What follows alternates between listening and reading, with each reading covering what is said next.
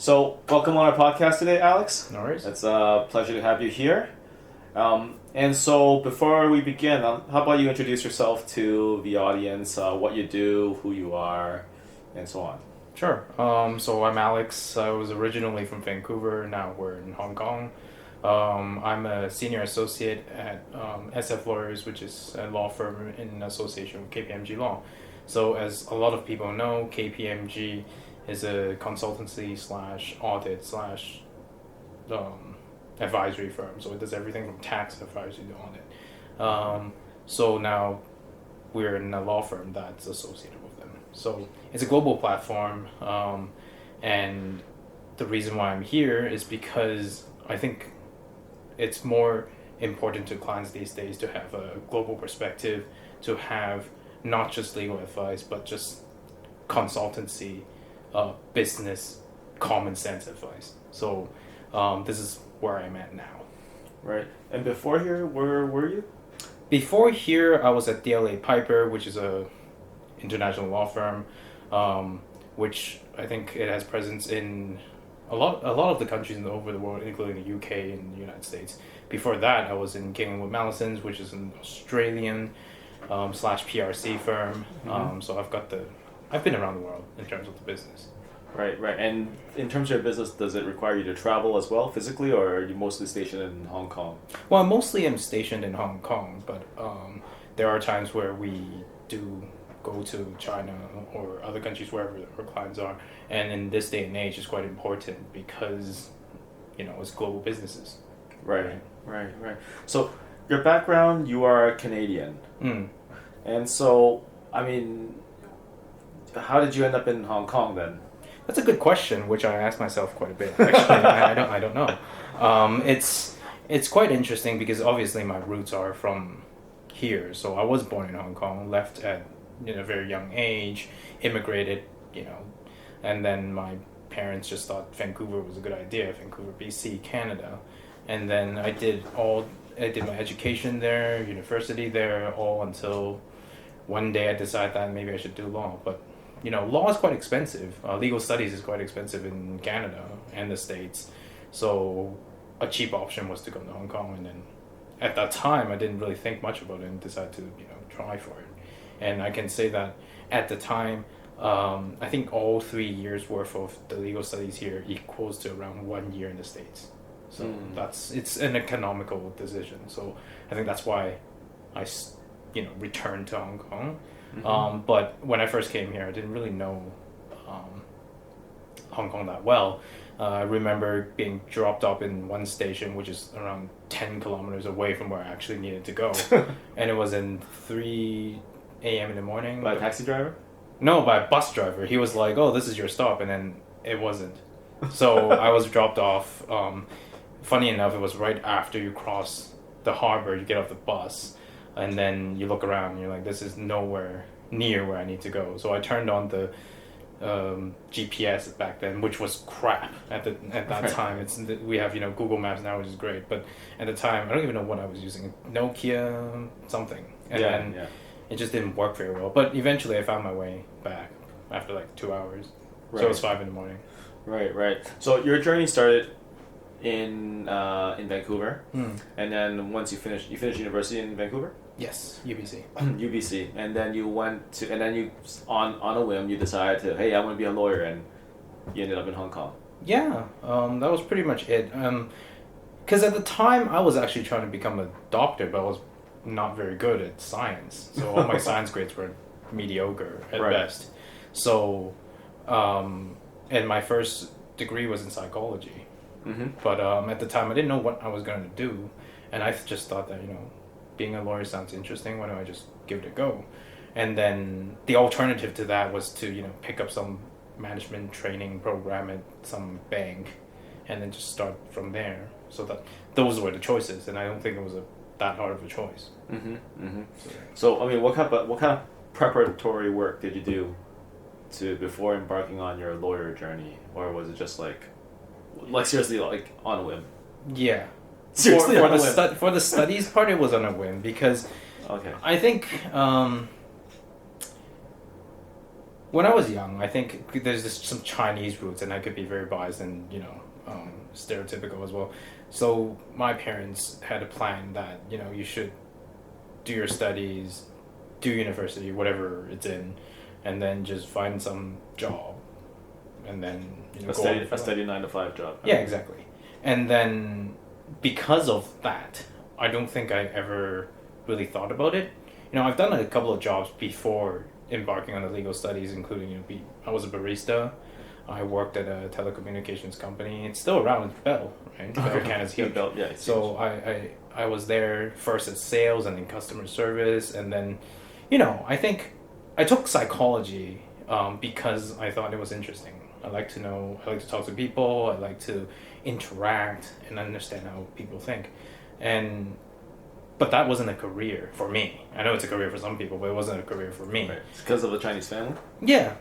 Right. So, and then law was something that, again, at one stage, at least the Hong Kong television programs, a lot of it was soap operas regarding law. Yeah, kind of stuff. Yeah, like those kind of soap operas, which I wasn't quite into, but yet, I know of them. And then you look at anybody who starts out a career in law, and usually they would start by saying, I went into law because I felt justice was something that is inherent to me and whatnot. And for me, it wasn't any of that. It wasn't. Yeah, it wasn't. It was just like, oh, maybe it's interesting, because to me, I think law or the legal concepts are all very logical. They're basically common sense arguments, and if you have a strong sense of common sense, then it would get you halfway there. And then there's the legal principles XYZ that evolve over the years. But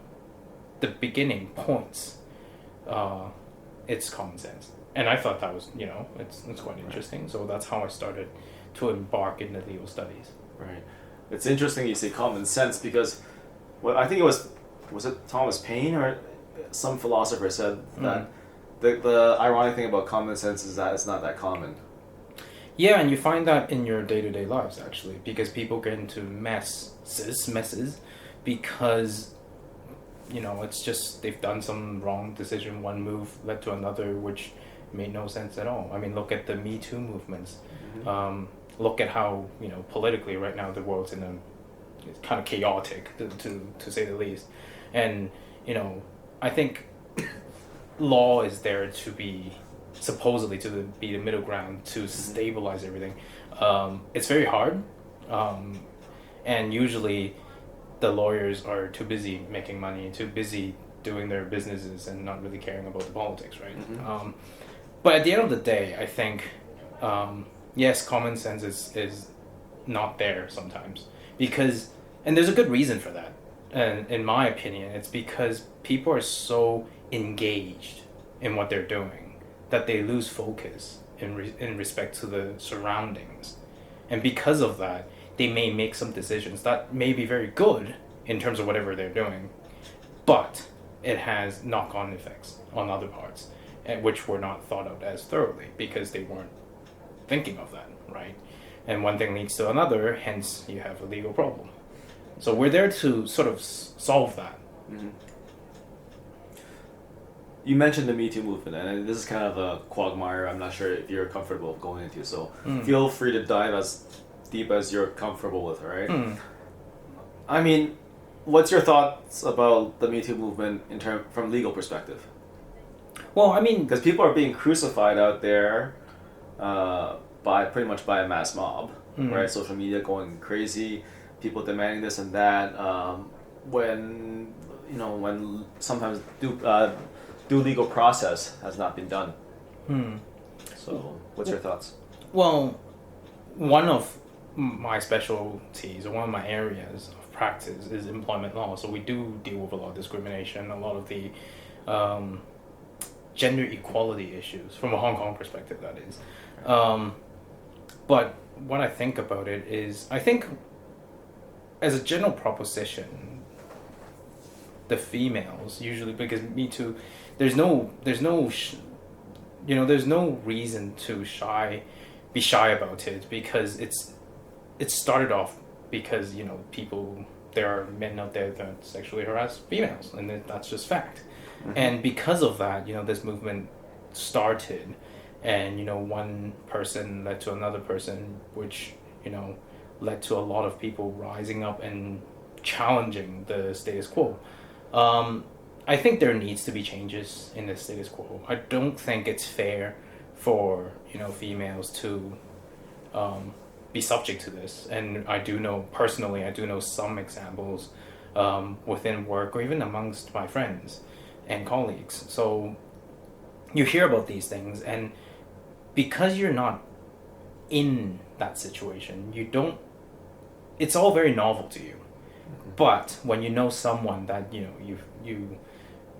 that is either your friend or someone you care about, then it becomes very real. And now, legally, it's quite hard, because if you think about our society, how it works is that traditionally, anyway, you have this strong-looking men out there who breadwinner, traditionally breadwinner, going out there working, and then the female stays home and takes care of the kids. That's just the traditional model. And then there are people that are trying to change that because of equality issues. But at the end of the day, I do think that there are aspects which law can't control. A lot of this is human nature, right?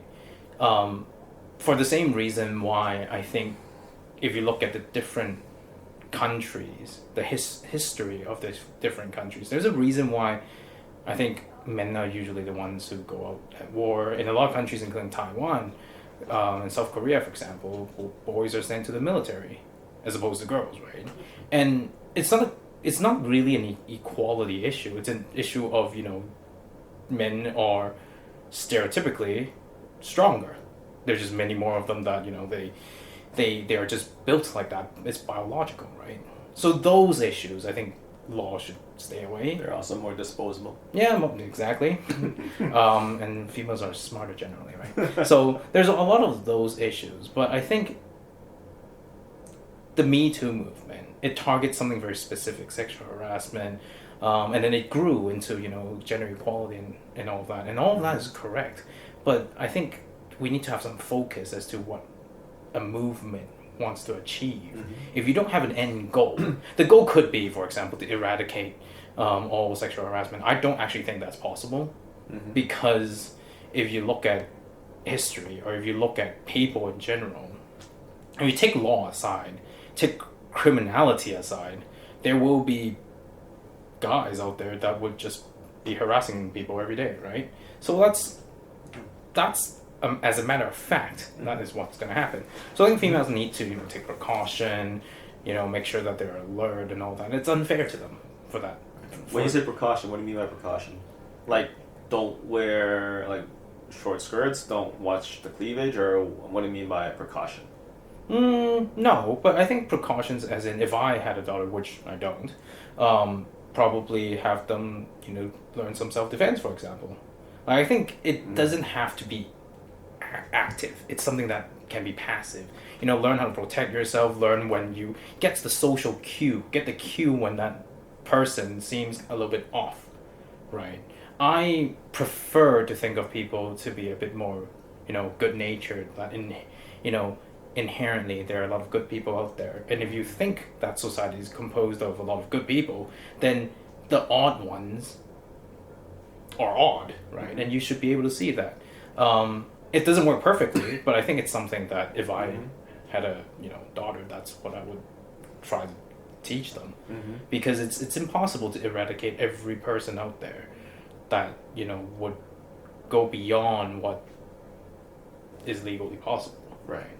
And then there's also the fact that I think historically and in an Asian society especially is that a lot of the guys are expected to be the breadwinners. It's still the case in Hong Kong. They are the breadwinners. They need to get a place before marriage. They need to be the ones who take care of their wives, girlfriends, what have you. And taken to the extreme, it can look really different, right? And I think Hong Kong is already a place where females do get a lot of equality. Like, in terms of numbers, I don't know, because I don't work in HR per se. I don't know what the numbers are in terms of money when they get remunerated for whatever service line that they're in. But in terms of equality, I do see, a lot of females speaking. There are a lot of videos out there actually sort of showing that the guys are being slapped. I'm not saying or condoning these things, but I'm just saying equality is not as bad in Hong Kong as in some other places. But at the end of the day, I do think from both sides, if you want to achieve, I don't know if equality is the right word. I do think you need to have a balance. Whether that balance is completely 50-50, I'm not sure. Right, but at the same time, I do think if you have a balance where people are happy with doing what they're doing, like some guys are very happy to give their wives flowers every month. I'm not that type of guy. I don't know if you are, but I certainly am not doing that. But I know people who do that, and it works very well in their families, right? So to each their own kind of thing. To each their own, and that's why the law, if we go back to the legal profession, it's very hard for the law to regulate these things, and it shouldn't. Really, I mean, at the end of the day, if extreme issues come up, such as sexual harassment, such as equality, such as, rape, then yes, the law needs to step in. The enforcers of the law needs to step in. But if you're talking about what guys should be doing, what girls should be doing, that's completely not. It has nothing to do with the law. Right. Reminds me of the Chinese philosopher, the legalist philosopher. I don't know how far back you can go for this. I'm not sure what your background is for Chinese law, but like Huan Feiji. Back in the Qin Dynasty, the Qin Emperor was the first emperor of China, and he unified China around, I think it was around 300 BC. And one of the philosophers that he banked his ideas on, who was actually his, I think it was his prime minister, one of his head advisors, was regulate everything by law, right? Yeah. And eventually it became too oppressive, and there's always these cracks in the legal framework. It can't be perfect, right? And and at the end of the day, people revolted as a result. So I mean, like you said, the law is useful for some things, but a lot of times, especially in starting a business, it's better to find an accountant than to find a lawyer, right? You find both if you could come to SF Lawyers and KPMG. Well, yeah, if you get to that scale, but when you first get your business started, or for your daily use, right? You only come to employment lawyers for contracts, or if there's a lawsuit waiting. Otherwise, you generally don't have to see a lawyer, right? So, sorry, I got a bit of a cough. No worries. So in terms of I want to go back to the Me Too movement a bit. In terms of gender equality in the workplace, then, right, in Hong Kong, you feel that it's compared, because you work in an international firm, compared to other places, what do you see the rest of the world compared to Hong Kong? Or Canada, or even Canada, because you're Canadian as well. So, well, I think in Hong Kong, I think there are, statistically, I might be wrong, but as far as I'm aware, there are a lot more females than are males, and there are a lot more female graduates in comparison to males. So in a workplace, you generally have more females. In my firm, for example, there are more females than males in terms of SF lawyers. I'm not sure if that's the case for KPMG, but if you walk around the office, then I would say there are quite a bit of females as well. So I think at least it's 50-50, if not more tilted towards the female side. But how about in the leadership level? So SF lawyers, the head of SF lawyers is a female. That's where SF comes from, Shirley Fu. So she's a female. I don't know statistics-wise, but I think how you look at it now in Hong Kong is that people do look at the demand. If there's a demand for some sort of person that needs to fill a particular role, I think if it happens to be a female or it happens to be a male, it's fine. I don't think there's a preference per se.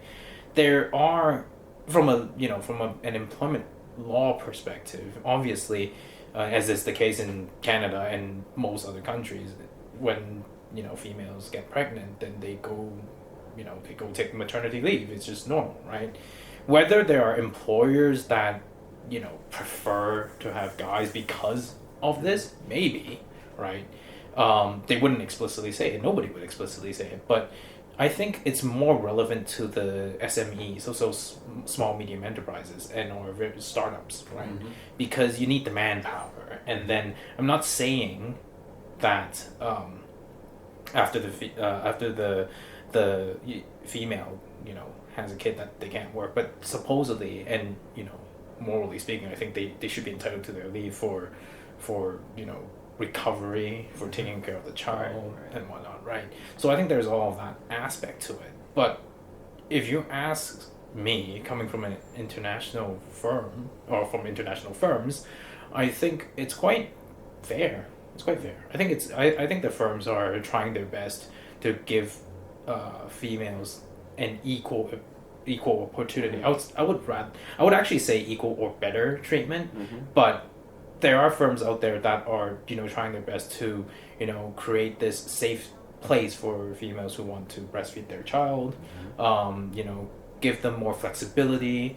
I think one of the law firms, I believe it's Linklaters, but I could be wrong, but I think they're implementing a lot more incentives for females and a lot more benefits when they have a child, right? And I think that all that's fair.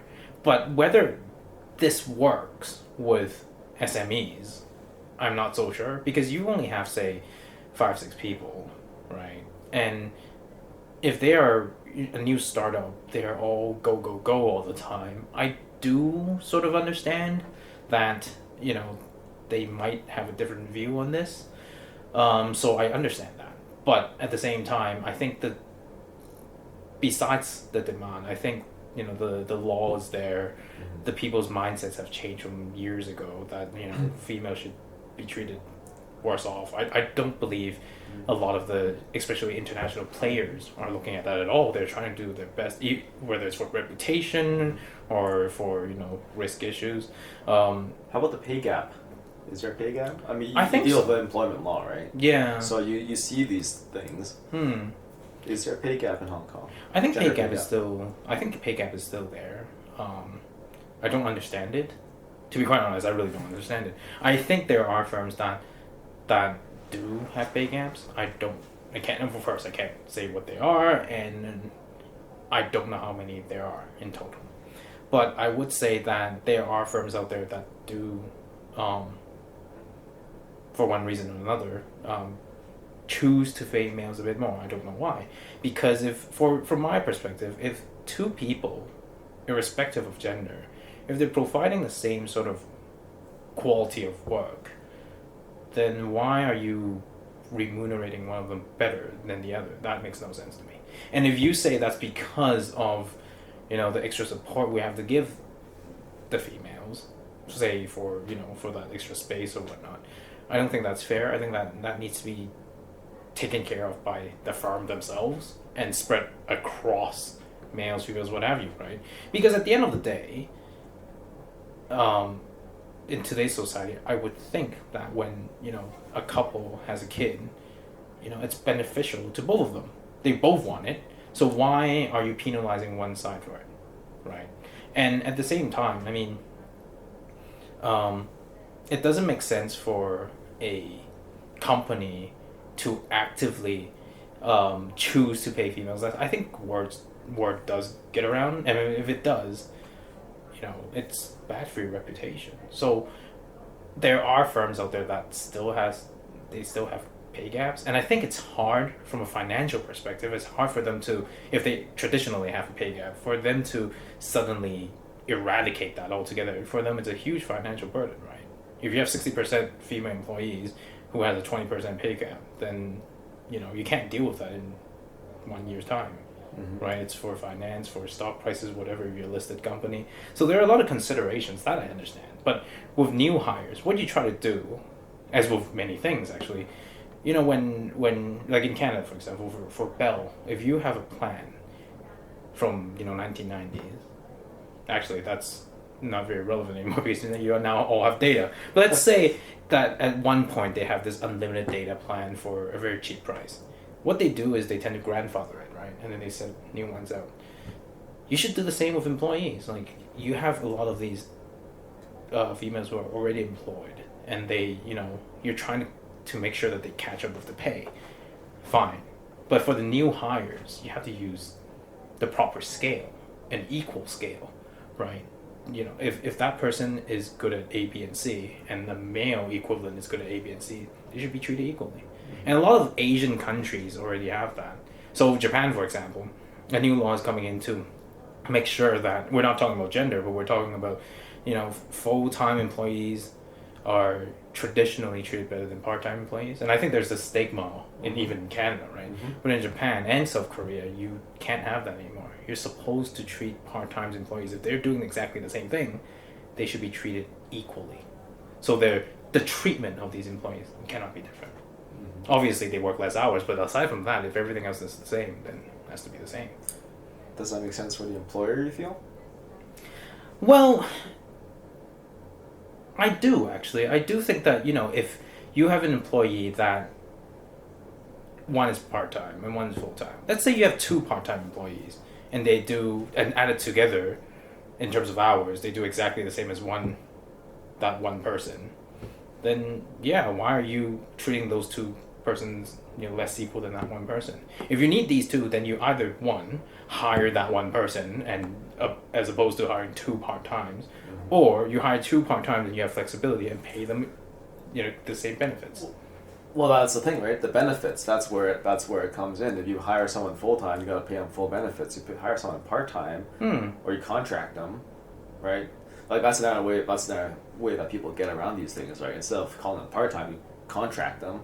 You don't have to pay them, like you just pay them the money. That's it, right? No benefits, no no leave, none of that. So it's all driven by finance, right? At the end of the day, it's all driven by finance. But if the question is whether that's fair or not, I think the answer is quite clear, isn't it? I mean, a lot of employers out there would try to look at what makes an employee an employee and then get around that by saying you're not an employee because you don't meet any of this. Hence, you're not an employee. But is that fair? I'm not so sure. Right. Actually, I'm quite sure that it's not. But then they do it anyway because of finances, right? Right. So if the question is solely whether it's fair, I think it's fair to treat everyone equally if they're doing the same job. But if you have a business model, a lot of delivery companies hire contractors. But when you hire contractors, there's also the concept that you can't really, under Hong Kong law at least, is you cannot actually demand that they work certain hours because they're a contractor. They are free to work for whomever and whatever, as long as they meet your deadline or whatever they're committed to. You can't really dictate how they work, right? So I think from that perspective, it's fine.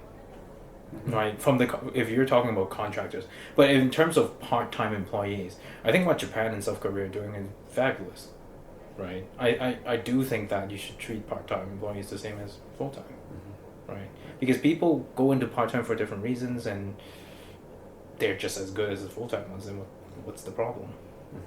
Right. Another question I'm curious about, though, Alex, is we talked about part-time, full-time. We talked about gender. How about ethnicity, though? I mean, Canada, multiculturalism is huge, right? U.S. as well. But in terms of Hong Kong, it's more like, the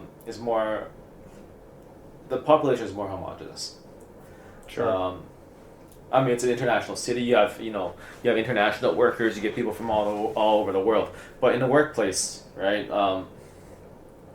Is there a preference? I mean, one thing that I'm interested in is, is there preferential treatment because of Hong Kong's colonial legacy, right? White people used to have it pretty good here. Is that still the case, or is that changed? Well, I still think so. I think it's not really about race. Well, maybe it is. The fact that they're there today, I think for really large corporations like Jardine Swire, you've got these really big corporations that have been in Hong Kong for decades, and that person, is probably still there. They haven't retired, so they still hold that position, and they're probably the best person that can be for that company because they know it inside out, and they've been here for so long, right? But in terms of new hires, whether, quote unquote white people still have it as good as back in the day, I think the answer is no, and the reason is mostly in relation to language abilities. So I think Hong Kong is actually quite a fluid city, and what I mean by fluid is it is driven largely by supply and demand. So obviously, since since China has been opening up for the last many decades now, there are a lot more Chinese companies that are now coming to Hong Kong, going overseas, doing deals with different jurisdictions around the world. And Hong Kong is a good place to be because it still acts as the gateway between China and sort of the rest of the world, right? And I mean, who knows what will happen in another 5-10 years? We've got really interesting administrations going on right now. But up to this point, what you have are companies that are trying to get into China and get a piece of that market, and vice versa. I mean, Chinese companies trying to get out, and some of them are doing really well. I mean, look at Alibaba, for example, right? So you have all these different types of companies, and how that relates to the Hong Kong market is, I think, what you would try to look for if you are an employer or a company of an international scale. Usually, it would include English-speaking countries, and it would include the Chinese, right? So as a result, you would have to find people who are able to converse in both. And, China speaks Mandarin, and then the US speaks English. So those are the two first language abilities that you would want. And then Hong Kong, actually, a majority of the people who were brought up here speak Cantonese. So I think to be able to thrive in this market fully, you need to have all three, or at least a degree of the three languages. And as a result, it does, take a hit when you talk about, Caucasians when they're in Hong Kong. If they've never learned the language and they didn't pick it up, then it's hard for them. But if you're talking about a foreigner who's not of Chinese descent, if they know Chinese and they know English, then I think they would have it pretty good, actually. So at the end of the day, I don't think it's about race here. It just so happens that it's the easiest for employees who start off knowing one and then learning the other. So for us, for example, I grew up learning Chinese from my parents, and then learned English in Canada. So as a result, both. Obviously, my Mandarin is a bit worse off than my Chinese colleagues or Chinese counterparts, but I think we're still at a stage where the landscape is sort of changing. So at the end of the day, right now in Hong Kong, I do think it's the people, regardless of color. As long as you have these language abilities, nobody really cares what you look like. You could be you could be African and it'd be fine, right? It's just that the number of people out there that tend to have these skills are mostly Chinese because of the immigrants that left Hong Kong or China a couple of decades ago, and they're now coming to Hong Kong for for business or for employment, right? So I think from that perspective, yes, some white people were lost their edge because the changing demographics, right? But whether that's intentional, it depends on what you mean by intentional. Right. So in terms of in terms of the equality, right? You say at the end of the day, in Hong Kong, it seems like it depends more on ability. Yeah. Whether you speak the languages or not. So we talked about gender, we talked about ethnicity, we talked about part-time, full-time. In employment law, what is one of the mistakes that you see people commit often? Well, I think it depends on the size of the companies, right? I think if you're looking at the small companies, some of them... Actually, let's start over. I do think small and large companies have different sort of considerations. Hence, it's very different depending on the size of the company you're at. Then the issues are different. I don't think the law, which is completely public, I don't think people read them. And I think that's normal. Like, if you have nothing better to do, you should, go outside, play tennis or whatever. But you wouldn't get a piece of ordinance or act if you're from the UK, and just study it. You probably wouldn't do that. So I don't think it's rare for small businesses or sole proprietors to actually know the law that well. So as a result, they tend to commit, some offenses because they just don't know about it. So examples of that would be, for example, I think a lot of people would know, for example, that if someone's pregnant, you shouldn't fire them, right? But I actually have come across a company which has. They treated them, well, they didn't really fire them, they treated them pretty badly and then sort of forced them to go. And then that actually is something called constructive dismissal, right? If you force someone to go, you're pretty much the same as saying that you're fired. So right? pretty much a forced dismissal. So in Hong Kong it's called constructive dismissal, right? So there's that, and then the fact that you don't give them annual leave. So in Hong Kong, again, if you work, putting all the legal terms aside, if you work full time, 9 to 5 job, Monday to Friday, then you have, depending on how many years you've worked, you have a certain number of paid holidays called annual leave, right? And if you're an employer that, you're doing your business, you're running a noodle shop, maybe you're not that aware, right? And when people start, historically, when you have an employer who's trying to run their own little business, and I do mean little, and they start hiring people because they need another person just for their hands or whatever, the last thing they're thinking are benefits. The last thing they're thinking are your employee rights. I'm paying you whatever amount, and that's that, right? But there are a lot of laws out there, that evolved over the years, obviously, that govern this because of the difference in bargaining power, right? Because employers tend to have more bargaining power than employees because that person's looking for a job, whereas the employer needs help, and if I don't get it from you, I get it from someone else, right? So I think small employers tend to commit the tiny errors because of their lack of knowledge. So those would be generally the lack of common sense mistakes. Yeah, lack of common sense. But at the same time, I do feel bad for them. Like, I mean, if you're focused on a business, because at the end of the day, there are a lot of small companies that have people who are actually really sophisticated, especially now with the rise of fintech, the rise of cryptocurrency and all that. A lot of people read a lot, and they know a lot about how the society works, how employment works, and it's very accessible now since you have the internet. But there are still these really traditional businesses like the dessert shops in Hong Kong, where they're giving you a tofu soup or whatever it's called in English, right? So they're giving you those kind of things, and then you're asking them, what do you know about employment law? Nothing. They know nothing about employment law, and they shouldn't, right?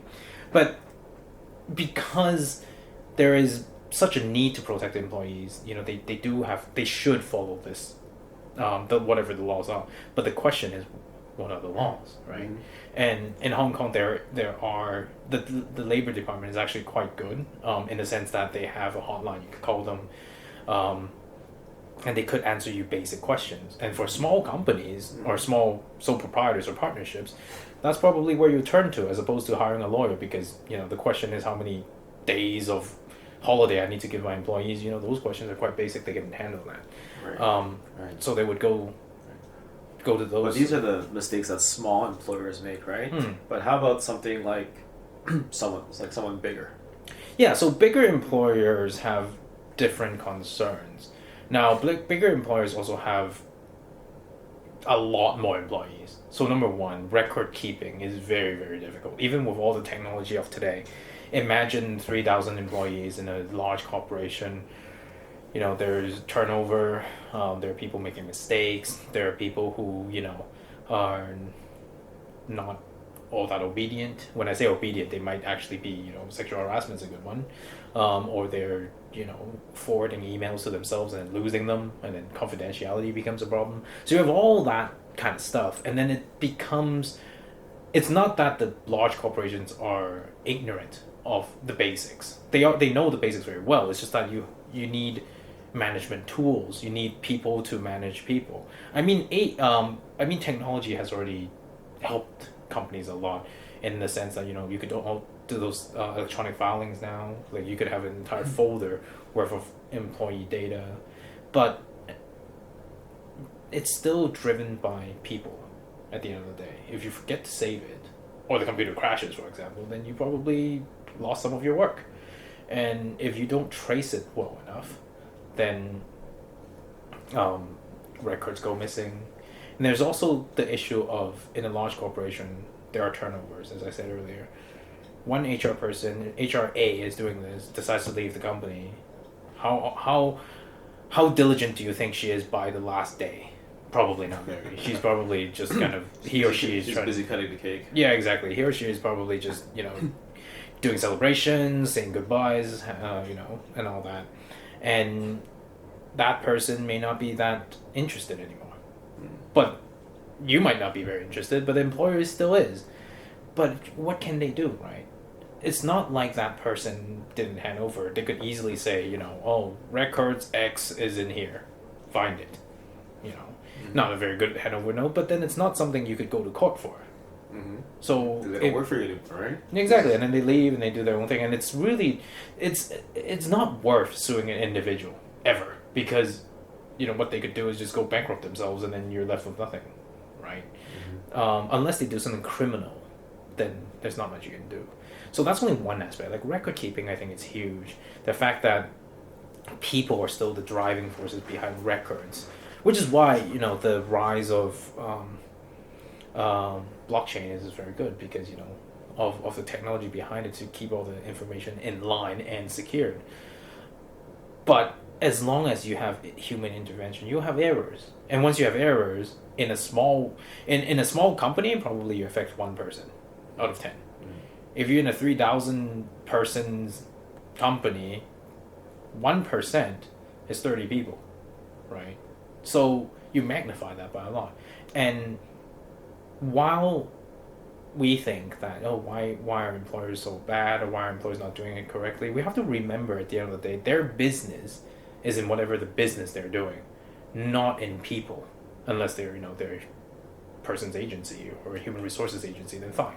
But other than that, you know, a consultancy firm such as KPMG, they're good at consulting for businesses. They're not, you know, they're trying to deal with their own HR using their own people, but they're in the business, right? Same with Apple, same with Samsung, same with all the big tech firms, right?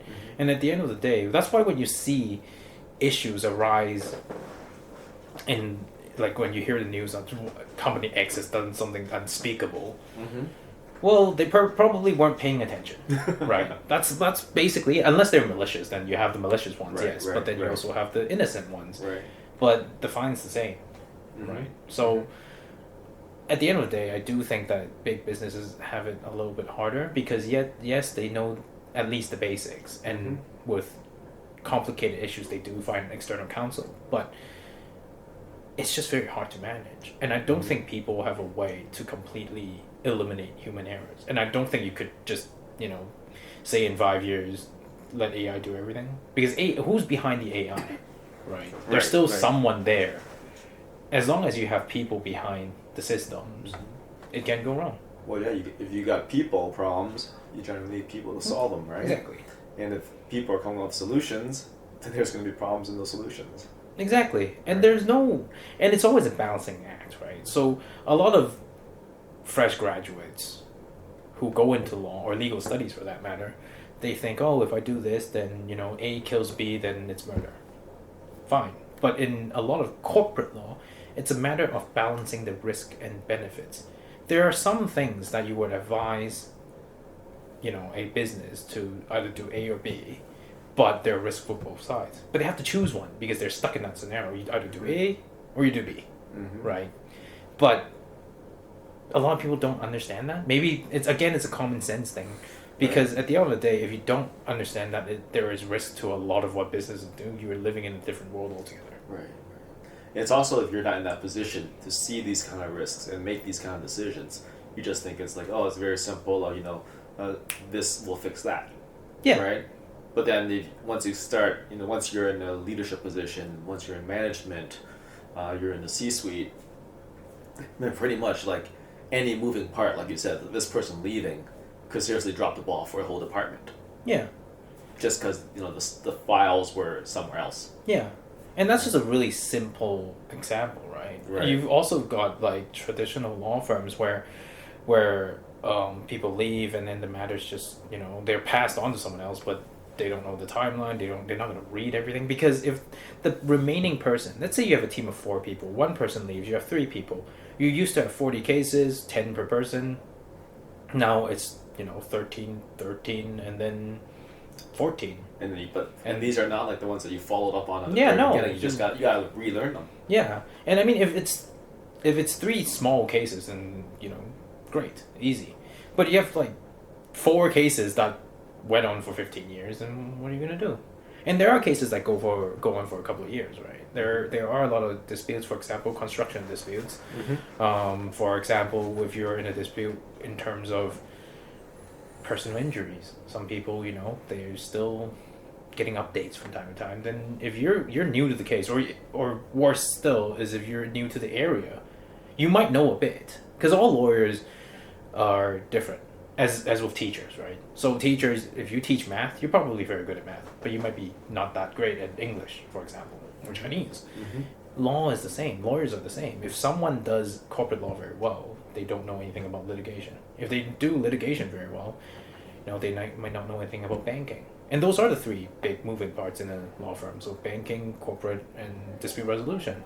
And they cross, but if you have people leaving, then if other people have to pick it up, the first question is, are you well versed in this? And we could move on to talk about, a lot of companies nowadays are downsizing, I would say, Mm-hmm. or rather they're trying to cut costs a little bit. And I think that's normal because, Because nowadays you got to go lighter. Yeah, you got to go lighter. You can't, like, the huge bureaucracy, a lot of red tape. You want to get rid of all that because you just need to be more nimble. Yeah. So aside from employment law, for example, I do competition, I do data privacy, I used to do dispute resolution, I know a bit about construction, I do a lot of that. But if you're going to pass me 5 cases on any one particular one of them, then I still have to do the other 10. So I have to read that stuff up. And if it's a particular area that I haven't touched upon for a long time, for that matter, then you're going to have a lot to pick up. And if the companies or law firms or businesses in general are downsizing and cutting resources, it's very hard, right? So if you're in this kind of situation, and just say one of your colleagues leave, what's one thing that you guys do to make things work? Personally speaking, I can't speak for SF lawyers. I can't actually speak for anybody else. But how do you swim? Yeah, how do I swim? So, a lot of employers, because of other reasons, morale, for example, they try. If a good member is leaving, a lot of them try to keep it under wraps, right? Because it will affect everybody else. Right. And let's assume that person doesn't, spill the beans themselves, and that you're able. But you mean when you see keep them under wraps? You mean no Not one knows about yeah, it exactly. until like the day, or a month before. Okay. So in Hong Kong, usually with junior or niche markets, the notice period is usually 1 month, and then if you get senior people, it could be 3 to 6 months, and in extreme cases, you get 12 months worth of notice, right? But if you have an environment whereby the employer doesn't want you to say anything because it will hurt morale, which I understand, but at the same time is, who is going to follow up with that stuff? If that person has, more than a couple of cases, or for that matter, like if you look at other businesses, not law firms, if you look at businesses where they, deal with clients, they deal with purchase orders, they deal with marketing, who's going to pick that up, right?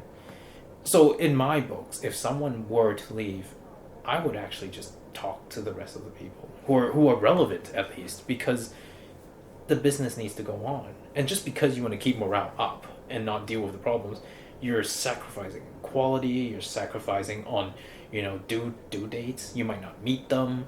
And at the end of the day, are you actually saving any morale? Because by the time that person goes, the rest of the employees know about it, because they must do because the person's gone.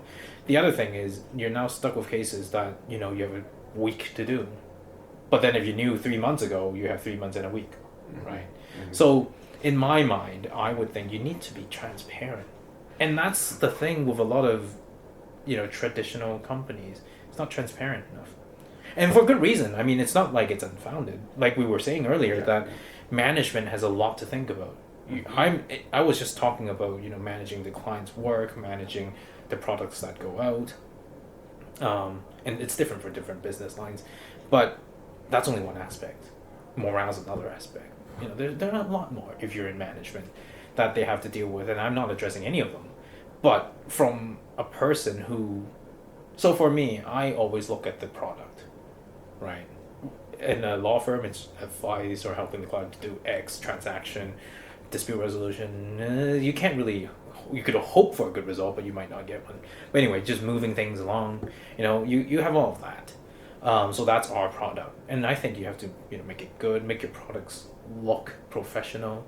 If it's Apple, for example, the iPhone, I mean, if some important person goes and then you don't tell anyone, and that guy doesn't give two toss about the iPhone anymore because he's moving to some other company, that product is going to look like crap by the time it comes out, right? And you don't want that, because you've developed, look, Steve Jobs did a very good job in making the iPhone concept, and the team obviously making the iPhone concept. But if you keep everything under wraps, not tell anyone, and then suddenly some important guy goes, what's the team to think? Right. So that's just my 2 cents. Right, but how do you? So your 2 cents is saying that no, you shouldn't do that. You should be more transparent, just let people know, right? But when it does happen, which obviously it sounds like it's happened to you before, I mean, what do? Just tough it out? If they don't tell you, and at the end you tough it. Yeah, you tough it out and you speak your mind. Like, I'm very, in terms of transparency, I think it's a 360 thing. And what I mean by that is, you should be transparent with your boss and vice versa. A lot of people these days, as with a lot of the things that are happening on the streets nowadays, is there are a lot of people who are being silent because they're worried that either their jobs are going to be insecure, or they're unwilling to speak up because not everybody agrees, it's not popular, right, whatever their thoughts are. Right. But I think in a company, especially in a startup-ish company, you have to start off being transparent, both sides. If something doesn't work, you tell management. Because if you're dealing with these systems not working and the management doesn't know and thinks everything's very rosy, you're going to have a really diverged your expectations would be very diverged. Right. So I think there's a problem there. So from the employee's perspective, whatever you do, you have to speak to management if it's a big issue. If it's small, just deal with it. But if it's a big one, you have to talk to them. Vice versa, if the management thinks a certain way or got news about something, you have to tell your employees, because if you don't, they have no faith in you. If they have no faith in you, why would they work for you? Right. And that's one thing I remember in our past conversations. That's one thing that you've been able to do pretty well. It sounds like that. Your bosses, you're a straight shooter, right? You tell your bosses, that's a dumb move, and you just tell them, give it to them straight. So, what are some of the soft skills that you use in your workplace that has led to your success? I think personality plays a big role. Like, I'm quite upfront with my thoughts, and I think, because effectively, SF Lawyers is a very small law firm within a very big organization like KPMG, and we're the newest in their KPMG law network. So there are a lot of things that I think you would really need to push in order for it to work. So I think for such an environment, you really need to be quite upfront. You need to be be very positive for one, because things will go wrong. Things that are unexpected, and you are more involved into the day-to-day things, because we have a lot less people now. So for example, SF Lawyers now has around 10 people, right? compared to my last two firms, which has like 300 people in Hong Kong, right? So it's a very different environment. So when I was in my first firm at King and Wood Mallesons, you could focus a lot on your work, as in, you know, deliverables to the clients, legal work. Here, you have to do that. On top, you have to look at what works and what doesn't work. So we borrow, or rather, we have rented a lot of infrastructure from KPMG. A lot of the systems we have rented from KPMG. And we have to make sure those things work. Because, you know, we have the Law Society, which obviously wants to keep everything separate. And we're trying very hard to do so, like confidentiality, we're keeping that separate from KPMG. We're doing a lot of that stuff. But you have to be very aware. So compared to this, working in a regular law firm, for example, is much easier because you're doing just law, right? So in terms of soft skills, I think you pretty much have to be actively looking at what's going on around you, and two, you have to be straight up. You can't really beat around the bush and hope that things go well. Things won't go well if you don't make it go well, right? So for me, I just go by and speak my thoughts. And if you don't like it, then maybe I'm not the right person for you. But not everyone's like that, right? There are a lot of people out there not everyone can handle that either. Yeah, and some people might take it the wrong way. I've met people who, you know, I don't think they like the way how I work. Not everyone's into that. Yeah, I mean, the way you communicate is quite blunt. And if a person's a little insecure or a little bit more on the sensitive side, you might come across as pretty, you know, offensive. Yeah. Right? I mean, I'm sure that's happened to you before. Yeah, ask my wife. Ask your wife. She would know. Yeah. So I mean, like you said, you gotta read your situation. You gotta be self-aware. Switch up different ways of communicating with different people. What else? Well, I think you put it quite rightly. Because there are different personalities that you deal with, you have to treat everyone differently. I just had this conversation yesterday with my wife, actually, and she was saying how there are people out there whom she works with, rather, that it's not, if you pound them, as in for every single error that they commit, you pound them very hard, expecting that if you pound them hard, they're gonna change.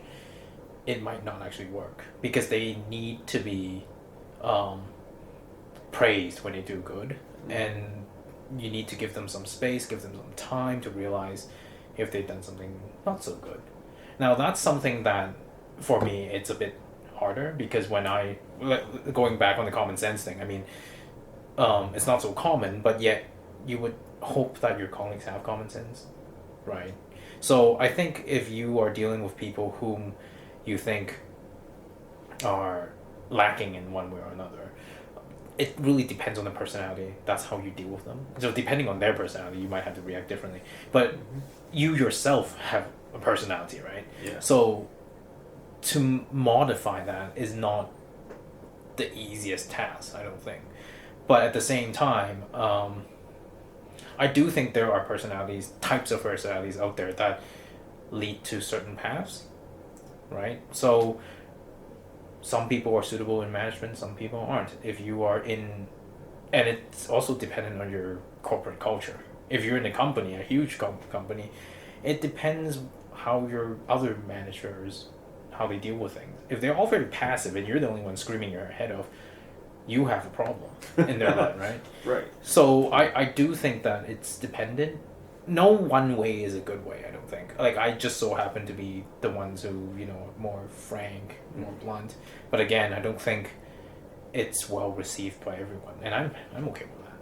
But the very fact that you say that no one way is the right way shows that, you know, there are other like many ways to deal with these things, right? So I think that the biggest problem is when it comes to, so if everything's going smoothly, then everyone should be relatively fine. Right. It's when things go wrong or relatively wrong, how do you deal with the first emotion, right? For clients, actually, it's okay because you know, clients are always right. or at least they pay you, so you Right. you are, even solve if they're their wrong, problem. you solve their problem. Exactly. You tell them, no, this is not really the way. We think it's this because of X, right? But if it's colleagues or people you work with or management, then you sometimes you would think, because you see them day in day out, and sometimes you're like, why don't you get it, right? So those emotions, I think you have to control, right? And that I think is the hardest, that impulse, Right. that you have to really train yourself.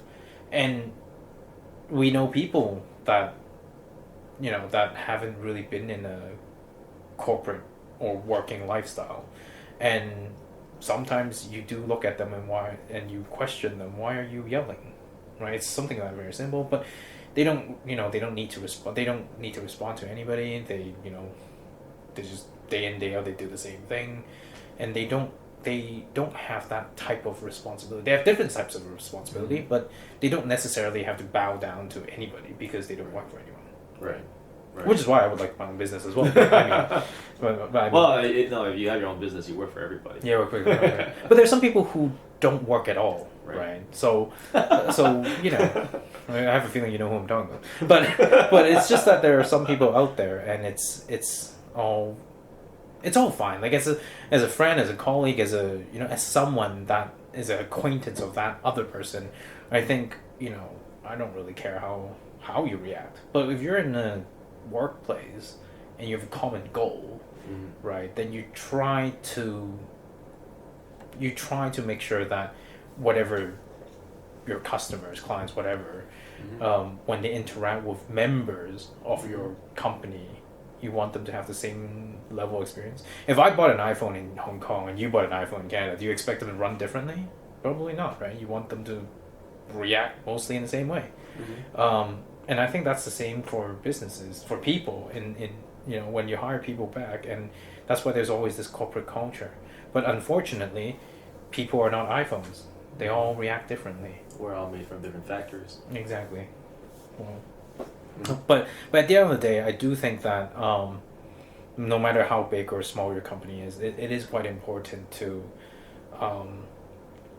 understand that people do come from different backgrounds. You have to react to them differently, and if you want something to work, maybe yelling at them is not always the best idea. Being blunt, I think it's relatively fine. Sometimes maybe it's not even, but for the most part, I do think the message needs to go across. So communication. Yeah, communication. Being clear in communication. Yeah, but it's harder said than done sometimes, because if if you're working on a project, you're focused on that one project, right? As I was saying earlier, sometimes businesses make mistakes because they're not focused on that one particular thing. Why are there so many different departments in HSBC, for example? HSBC is in the banking business, but they're regulated, they're listed, they are global, and they have so many different types of control. And then there's also the anti-money laundering stuff that they have to comply with. It's all quote-unquote compliance. But the word compliance don't mean anything, because compliance just means that there are a set of rules you have to follow them, right? So HSBC is a good example because it's regulated from a lot of different angles, and you have a lot of people in those different departments. But at the end of the day, it's a bank. It's a business of banking, right?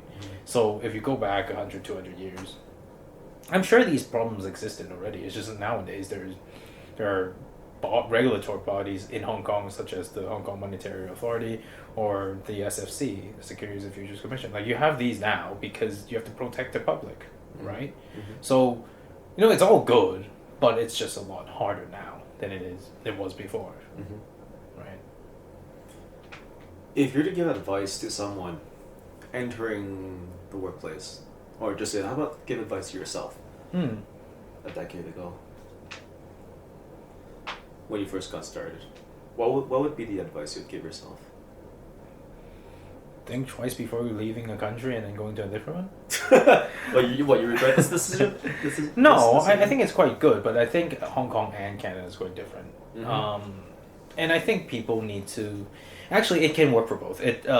So your question is, what sort of advice I would give myself 10 years ago? So I do think that you need to have a clear goal in mind, what you want from life first, and then you go back to the workplace. Because in Hong Kong is a society where it's quite driven supply and demand, and also money driven. No reason to beat around the bush.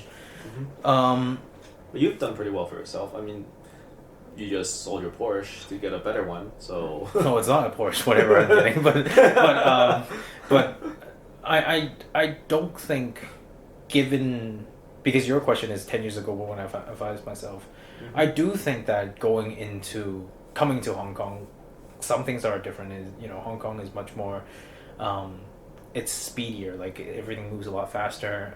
People are more, they're looking at finances all the time. And actually, interestingly enough, Hong Kong is one of the few places where, you know, real estate is an absolute commodity, right? We know individuals who own 100 flats. I did not know a single person in Canada. Well, actually, I don't know that many people in Canada altogether, but I don't know anyone who owns 100 houses, right? You don't own the entire street. In Hong Kong, we do, right? And not just one, a couple. You add them together, they could probably feed, you know, a family of 5,000, right? And that's the problem, I think. Like lately, Hong Kong has its problems, but there are a lot of social problems that has nothing to do with politics. Well, it does have to do with politics, but it's a different sort of politics. And the advice, because going back to your question, I think the advice I would give myself is what do you want in life? Like, do you want a stable family? Do you want to, you know, run a business? Do you want to be ultra successful? Do you want a Lamborghini? Or do you want to just, you know, want sunshine and some, you know, in an open space? I think it all depends. If you look at what you are, what you were 10 years ago, and where you want to be, I mean, some people would say, well, you've done pretty well, therefore you can now just say that I actually don't really need any of this. But I don't think that's true. I think at the end of the day, people want happiness, right? It sounds very, you know, it sounds really stupid actually when you say it. But at the end of the day, if you are in a workplace where you're not very happy, you're in a society which is not very happy, I could say for now Hong Kong doesn't seem very happy, what else is left, right? So having that in mind, then you would go towards, oh, how should I make a decision? Is this job worth it? Certainly there are the soft skills. Certainly I could either be more blunt than I am now, or I could be more fluid and, you know, be a little bit less assertive.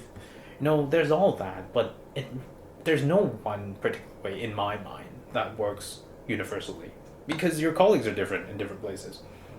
You may love your colleagues in one place and hate some other ones in a different one.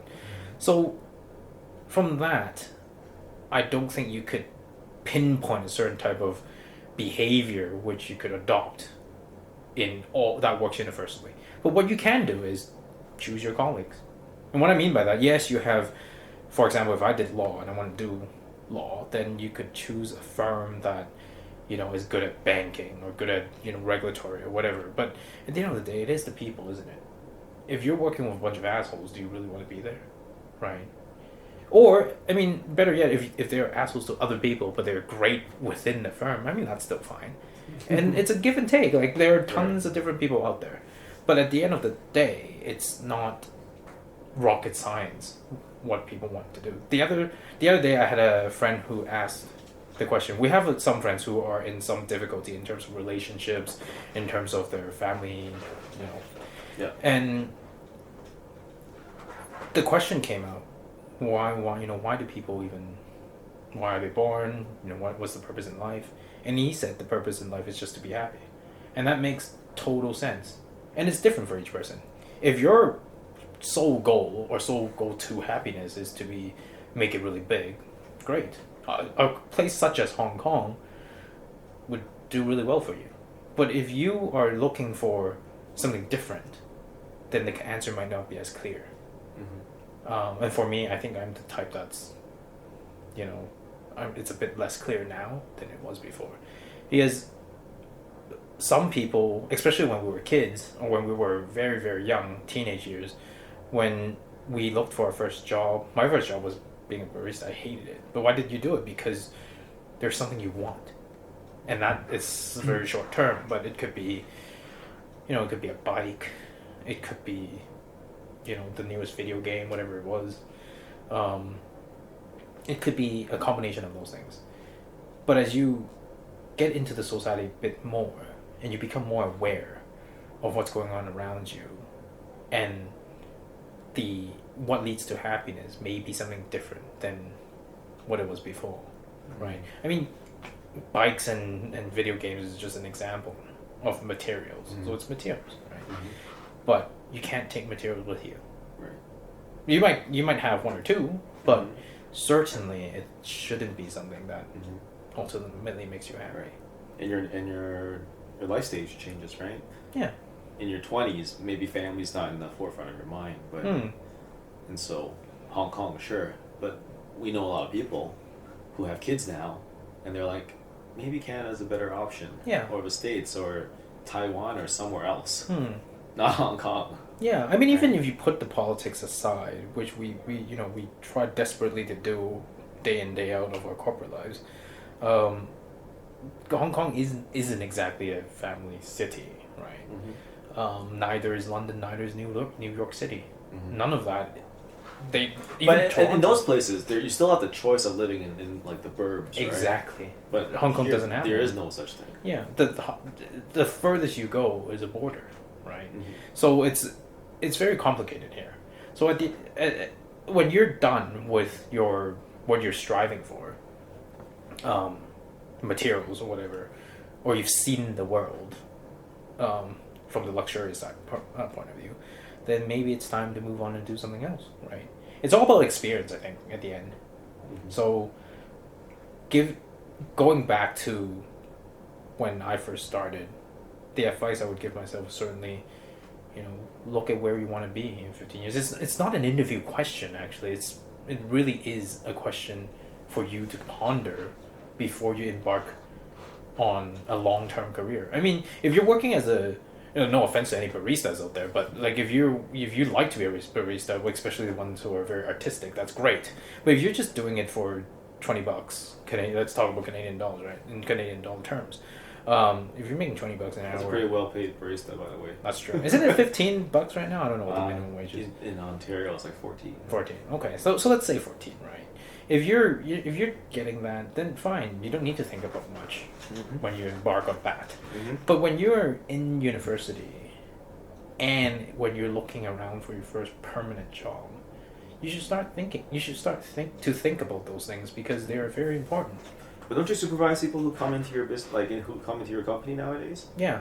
Right. I mean, you probably supervise a bunch of 20-year-olds coming in, and what's one of the things that you see them struggling with? Work quality. Work quality is something you build up. Having common sense is something else because actually, if you ask a random person outside on the street, they might not actually know how the corporate side of things work. I mean, if you're very well versed, or if you like reading up, then you might know the shareholders, corporate structures, directors, what they do and all that. You might do, but a general person, they have no reason to know that. I don't need to know why I got this TV. I don't need to know where it comes from. Mm-hmm. The fact that it's for a certain price, I can pay it, and it's great, right? Mm-hmm. So I think common sense is something that they start picking up when they come into the workplace. But from a personality perspective, or from how to deal with being in a workplace, I try to let them do whatever they want, because who am I to say you should be like me? Nobody, even my wife doesn't want to be like me. Right?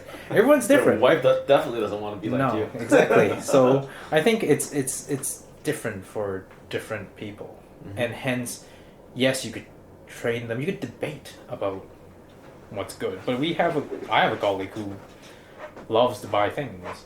Mm-hmm. That's her thing. She likes to buy things. It's fine, right? And then I give my perspective, and she probably rolls her eyes. But I'm different from her. Right. So I think those things you could debate, have a good laugh about it. But mm-hmm. in terms of when they come in, learn your job, learn how to, strive here, learn how to create great products. Because, as I said, I think great products is what makes a company stand. Any company. Mm-hmm. And Apple, I don't know how Apple's doing, but my iPhone is an iPhone X, which says a lot from my perspective, says a lot about the XS and whatever's coming this year, right? So, but some people are different, right? Some people need the greatest and the latest, and that's not me. But from my perspective, if you do something well, people continue to use you. If you do something not so well, then they would go for something else. And I think that's exactly the same concept when it comes to employees. If you treat your juniors well and you teach them the skills and you give them the rationale behind why you do what you do, then that's enough. Right. They could take their own spin on it. Right. So it sounds like work quality is generally one thing that people struggle with. Like the people who are entering your trade, you struggle with that. The general sense of what you call common sense, more like self-awareness of what's going on, how do things work, right? Well, self-awareness of yourself, but like awareness of the overall environment, communication you mentioned before, and just different ways of adapting to different people. Yeah, these are the basics, and having just integrity. Integrity. Yeah, I think integrity is a lost art. When you say integrity, what do you mean by it? Because it seems to mean so many different things nowadays to different people. So let's go to the basic structure of how a law firm makes money, right? So a law firm makes money by selling its services, and services are billed by time. So unlike an iPhone where it's for X price, you're depending on what kind of work product you want, and depending on what the number of hours are in order to make that product, you bill by the hour. So it's I think you have to look at how you bill, right? Because customers are coming to you, or people are coming to you for legal advice, and they want X. They don't know how much X should cost. Sure, they could go to 5 different law firms and ask for different prices and compare them. But I bet you that all of them would have similar prices, or even if it's very different, they have calculated the number based on their hourly rates, which then reflect on how many hours they need to use. But some people inflate those numbers, right? Because previous to coming to SF Lawyers, I was in DLA Piper, but I was also seconded to Bank of New York Mellon. Seconded as in I was transferred temporarily to Bank of New York Mellon, to be a legal counsel for employment laws in the APAC region, so Asia. And what you get is you get a lot of these bills coming in, and you look at them and you're like, are you sure you spent 10 hours on this advice? Right? I mean, that's the type of integrity I'm talking about. And because I've been in, quote unquote, in-house, for even though it's a short period of time, you realize that this sort of model, if you don't have the best people, the best intentions, they will misuse the system. Because I'm trusting you that you say you charge these hours or this number because of the hours you spent. I trust that you're not lying. It's not like, well, if the iPhone's missing a screw, you probably won't notice. But if it's missing a screen, you'd be jumping up and down, right? Right. But if I give you a product and say I use 10 hours, you don't know that. There's no video record. There's no record at all. It's just some lawyer putting in time. So that's where integrity comes in, right? And at the end of the day, and for a lot of businesses, they can't be bothered to argue with you forever. If you say you've done 20 hours, I have to believe, or ask for a discount. But of course, if you send me a bill that you said you did 20 hours, at the end, after hours of argument, you would still stand by your 20 hours because you sent me the bill, right? You're not now going to say, I've actually only done 10, right? It's not going to happen. Right. But that's the thing with the legal profession. It's built by the hour, and you have to trust that person to be putting in time correctly. But why is that important? That's important because if you lose faith in even the billing part, then what trust do I have in the product? Because when you were listing out the things that I think are important, number one is always the product. And if trust is not there, then what based on what are you trusting my advice? That could be made up as well. Mm-hmm. Our system, never mind the legal field, our system relies on integrity and trust, right? Because so in Hong Kong, people drive on the left side, right? They drive on the left side. The steering wheel's on the right. In Canada, it's the reverse, right? You drive on the right side, and the steering wheel's on the left. Imagine that jumbled up because people have no integrity. If people don't follow the rules, if people just do whatever they want to do, none of that system is going to work. Why do people stop at red lights? Right. Funny you say that, because nowadays you do have people driving on the left and right in Hong Kong. Right, because we have two different systems. Right. And well, I think a lot of that is by accident. I do hope that it's not an integrity issue, but then I do think that the society does run on integrity. You know, when you put your goods, let's say a fruit shop, you put your goods for sale, grocery shop. You put it out there. You don't have 16 rather. You don't have 16 people guarding it. People pick it up, put it in a basket, and you expect them to pay for it. Right. But that's exactly what we're worried about nowadays, right? Hong Kong as a society, like, you don't know what is it? Has it been a decade now? The milk powder, right? Getting the Chinese milk powder, and in there's like poisonous stuff inside, or like soy sauce that's got hair in it. Oil that's from the sewers, you know. Yeah, that's essentially what we're talking about. Yeah, the very fundamental structure about what upholds society. So there are companies that will go rogue, right? So in a recent MTR crash, reportedly that it was a Canadian / something else system, Canadian, Australia. I forgot the second country, but that led to the MTR crashing into the other MTR. But there are in Hong Kong. Yeah, MTR, right? Oh, so it happened here. Yeah, so there was the MTR crashed in the middle of the night when they were doing some software update testing kind of thing. And I think companies nowadays are less diligent as they were, whether that be, negligent and or actually malicious altogether. We don't know. We never know. We'll never know. Maybe the system's changing so fast. Yeah, exactly. So we don't actually know, but we are running into a lot of issues nowadays with just product control. Like quality control doesn't seem to be there.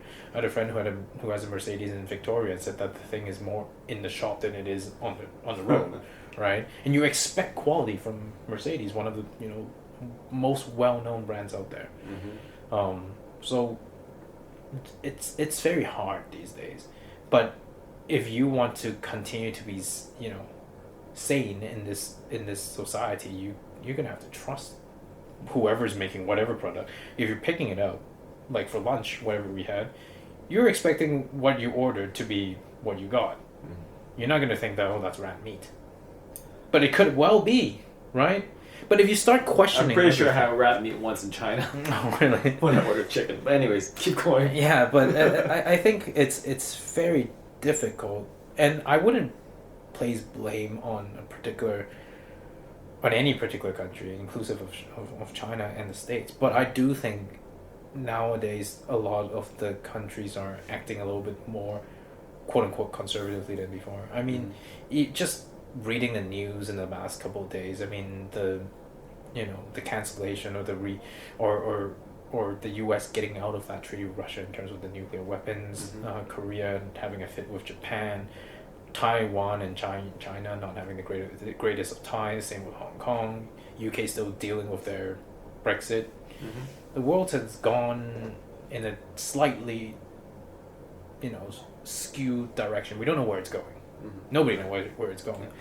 But if you want to manage to survive all of this, like if it's a nuclear war, then there's no need for any of this. But if it's just... What's survival? Yeah, but if you're talking about trying to keep things afloat, you need to have integrity. Yeah, and being relatively happy. You would have to have integrity and expect some integrity out of other people. Right. Because otherwise you're living a very horrible life. All right. Thanks a lot, Alex. No worries. I really appreciate your time. No worries. And thanks for taking this interview. No worries. Thank you.